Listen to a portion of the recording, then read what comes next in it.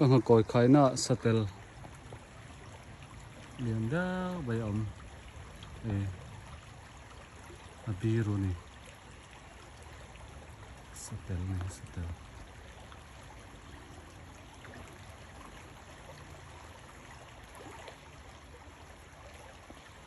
biru kom ve khop ni khaya sangha chu an lo ni so lo ta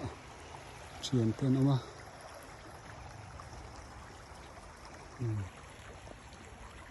satel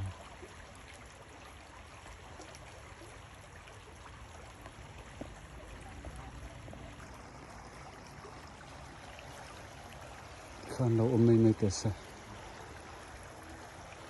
china helai a hen sakhi lian tok tak mai tlan chawa tin lo chuni